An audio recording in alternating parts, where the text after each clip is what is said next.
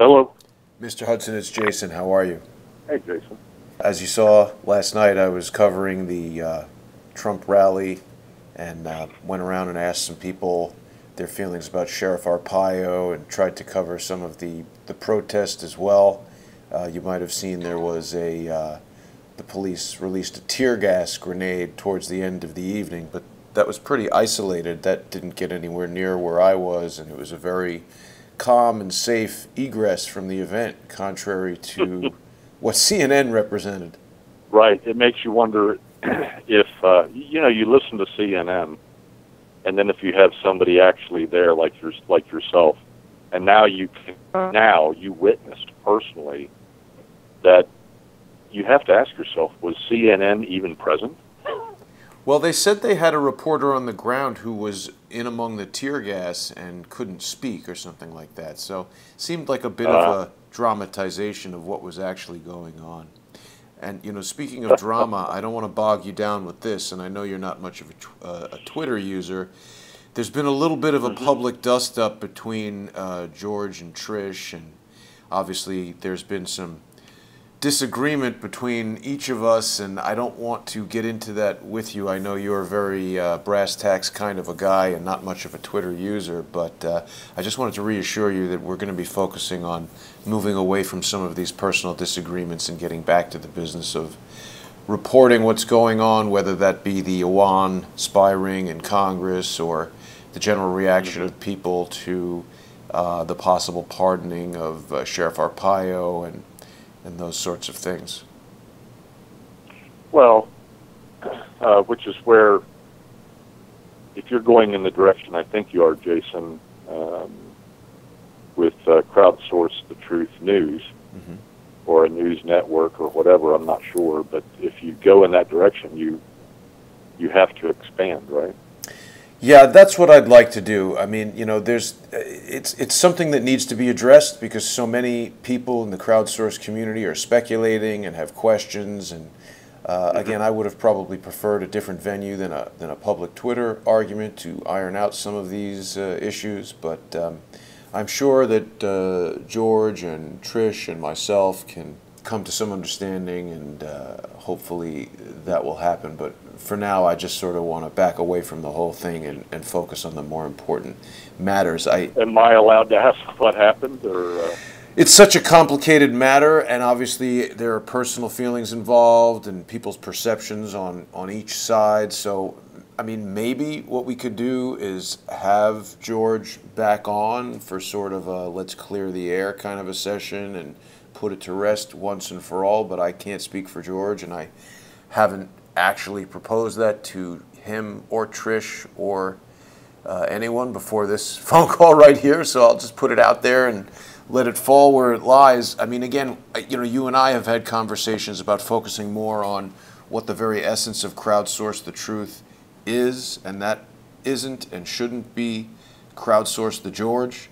Obviously, to the extent that George or any other journalists uncover news items related to the Iran spy ring, that's an incredibly important thing. But there are a lot of other important things happening. You yesterday gave me a lot of information about electromagnetic warfare potentially being waged against the U.S. Navy, and then today, I believe it was the commander of the 7th Fleet was released. They're claiming a loss of confidence. Right. I'm sitting here right now.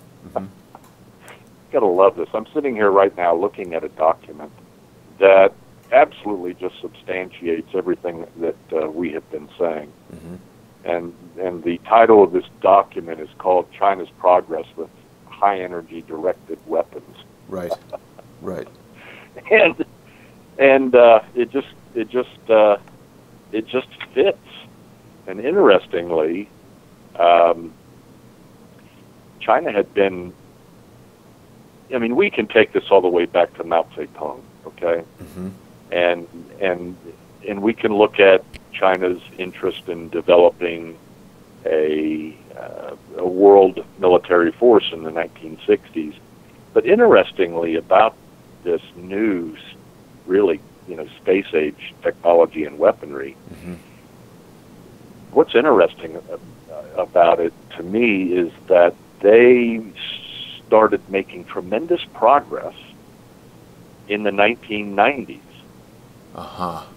And the Clintons. After 1992, you know me, Jason. One of the things that I do is I take in huge volumes of information, and I think that one of my assets is the ability to retain that information and then look for connections. Right. And it's just interesting how China all of a sudden makes all of these advances. Yeah. In the 1990s during the Clinton administration. And of course, there was Chinagate under the Clintons, where purportedly members of the Chinese government were providing illegal campaign financing for Bill Clinton's re-election. Correct. And so here we've got Bill. So I'm sorry, I'm laughing about this. Yeah. But in the 1990s, when they decided to concentrate their efforts on exploring this type of space-age weaponry. Interestingly, they hired 10,000 people, 3,000 of them being highly specialized engineers, to specifically explore space-age weapons. It's a lot. Now, yeah, and think about this. Does that not remind you of the United States in World War II hiring thousands of people to develop the nuclear bomb? Yeah. So what they did in the 1990s is that they put the same kind of program together.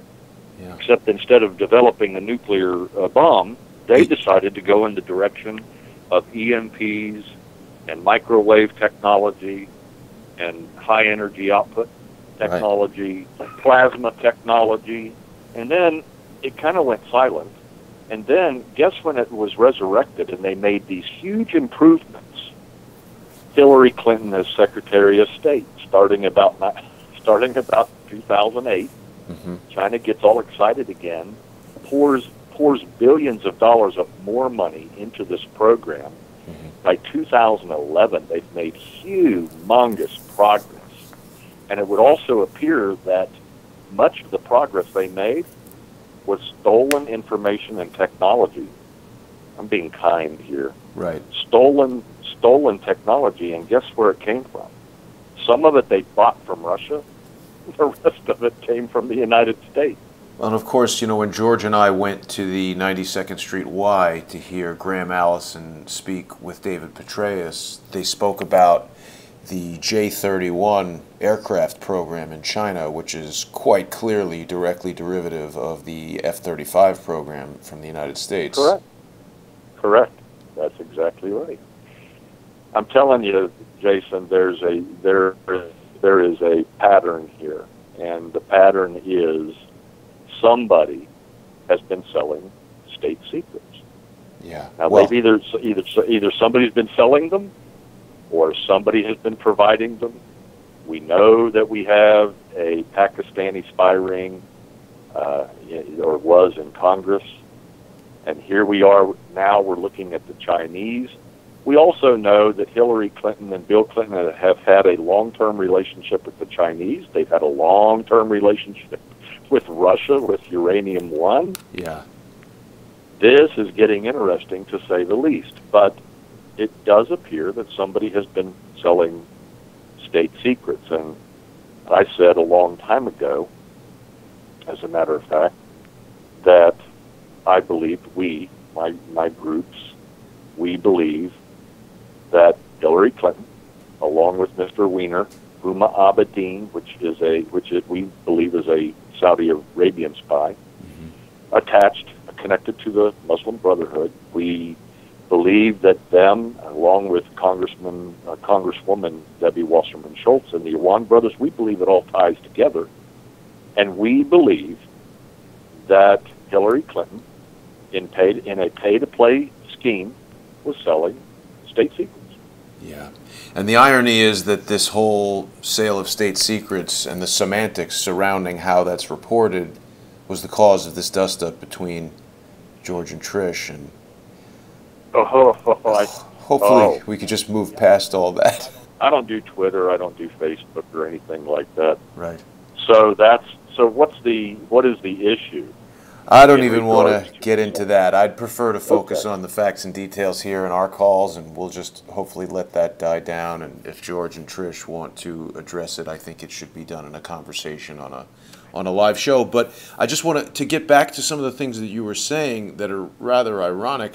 I think it was Johnny Chung, who was the fundraiser for Bill Clinton's campaign, that was involved in the whole Chinagate thing, and also to tie it back to some other crowdsource the truth information. Queen Tut and I, of course, had that phone call where she spoke about someone who she's worked with who was previously at NASA, who had reported that there were a lot of Russians coming into NASA. So this is what I want to focus on, how people, regular people out there in the crowdsourced community, and people like yourself with intelligence experience, and people like Michael McMahon, who I'm going to be publishing a phone call with, how we can all join together. Former government employees, current government employees, whistleblowers, intelligence community members, regular people, grandmothers at home, who can just collectively combine our knowledge to break through the deception of the mainstream media, the corporate-owned, advertiser-driven agenda of telling people what they want to hear, and try to drill down to the truth. And I can't thank you enough times, Mr. Hudson, for your help in doing that. And I think it's important that we refocus the crowdsource the truth community just to get away from all of this squabbling and people speculating about what may or may not have gone on a personal level between George and Trish and I, and just get back to the business of trying to straighten out this mess. Well, it's understandable why, not just the situation you're dealing with now, Jason, but it's understandable why the situation exists with just about every independent media source that I know of. They all go through the various types of drama, and one of the reasons for it, and I'm not saying it is in crowdsource's case or George's case for that matter, but egos get involved, and all you have to do to take a look at a narcissistic ego is take a look at Alex Jones is a good example of that one. And so even though there's great information that's put out by these different organizations or individuals, it appears to me, and this is my opinion, but none of them want to work together. Right. One of the things that drew me to you was because you had told me the first time we spoke on the phone your commitment to pulling people together, pulling these great minds together, setting aside the egos and working together towards a common cause, which is the preservation of humanity. Yeah, and I definitely want to refocus on that. And I really mean the preservation of humanity, Jason, because we really are dealing, working, and fighting against a new world order. Now, what exactly that new world order is, who these people are, we have we have suspicions. Mm-hmm. What exactly they are, we're still not absolutely sure of it. But we are convinced that there is some kind of a new world order concept that is being promoted. We've certainly heard Herbert Walker Bush speak about that extensively during his presidency and beyond. Yeah, it's not like they've tried to actually hide it. It's just that the people involved are somewhat hidden. But then you start putting the pieces of the puzzle together, and it becomes extremely obvious that there's something going on, right? Mm-hmm. We know for a fact that George Soros is tied in with these individuals. We know for a fact that George Bush, my goodness, I mean, just think of the number of people that have spoken openly about or inferred a new world order. Yeah. So I believe that the world is, in fact, fighting against some group of people that want to establish some kind of a new world order, new one world government, one world currency, digitized currency, not trying to get into religion, but I'll tell you, I mean, it really is coming together on so many fronts where an individual will not, especially with digitized currency, they will not be able to buy or sell unless they're plugged into the system. Is that going to be a microchip? Is it going to be, what is that going to be? I don't know. We have ideas on that. But there is definitely something going on, and what bothers us is that you have to ask yourself, well, who is going to suffer from this? It's all of humanity. Yeah. It's all of humanity. It's not just Americans. It's not just Russians. And for people to think for 1 second that there aren't good people in all races, they just haven't. They're uneducated and inexperienced and naive. I'm sorry. I've traveled most of the world. I have met people from all different kinds of cultures. I have broke bread with these people, and they're good people. You have bad people. You have good people and bad wherever you go. Right. But for the most part, humanity itself, the little people like us, they're good people.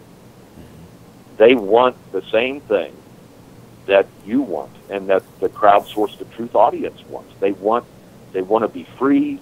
They want to have a decent life where they can provide for themselves and their families, and obtain a great, good education for their children so that they have a future. They're no different than we are. This whole thing of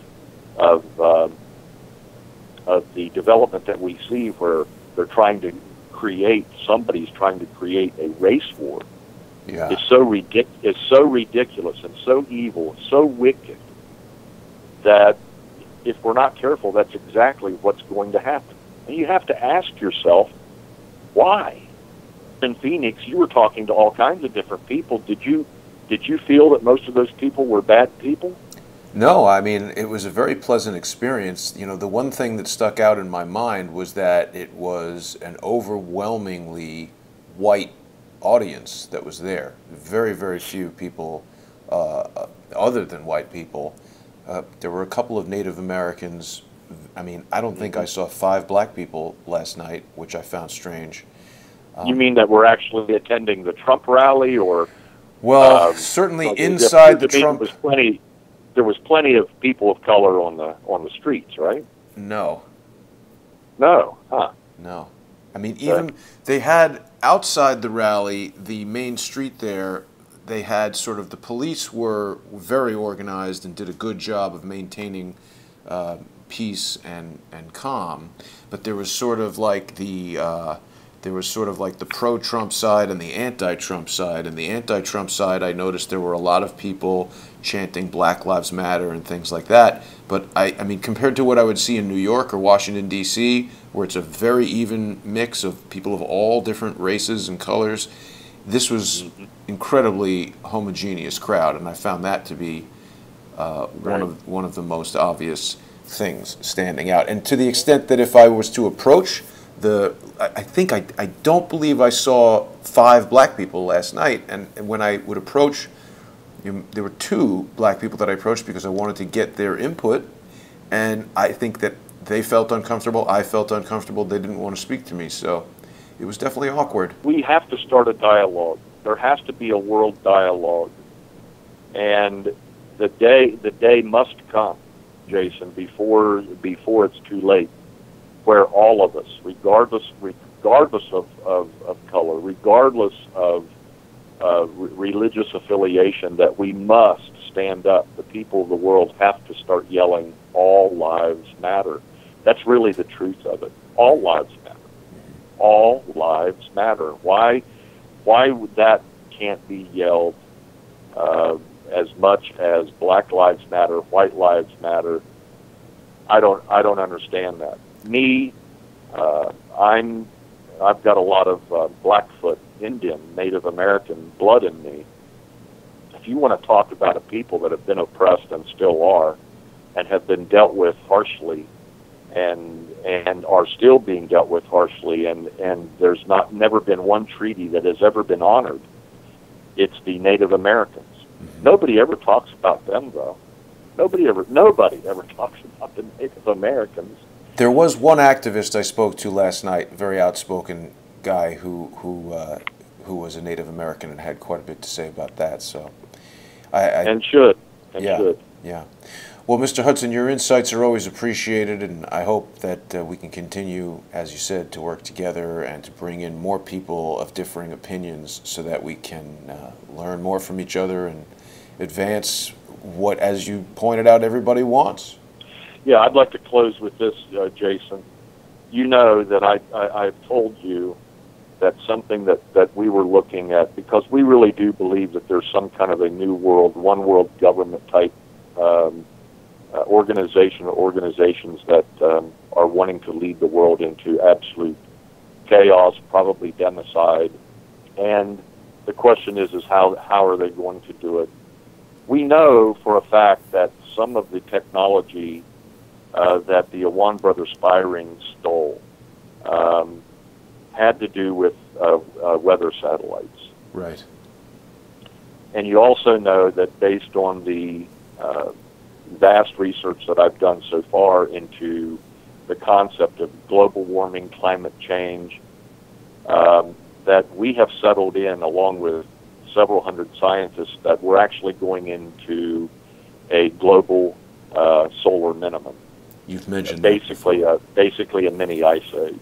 Yeah. As time progresses and allows, I look forward to the future with you and to provide that information to the crowdsource, because what we are seeing right now is that if we in fact go into something like that, we are going to see food shortages across the world falling by 30 to 40%.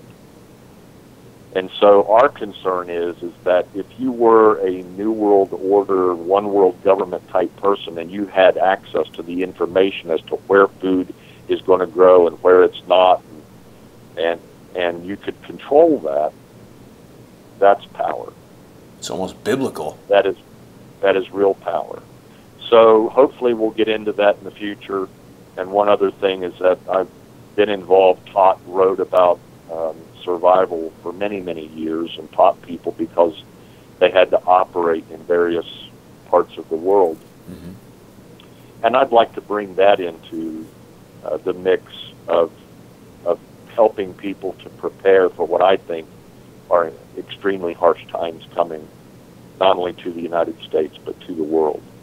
And yes, I know there's a lot of survival shows, etc., on TV, and I mean everywhere you turn, it's some guy is talking about survival. The problem is they're not talking about it in the manner, nor are they teaching it to people in the way that it needs to be done.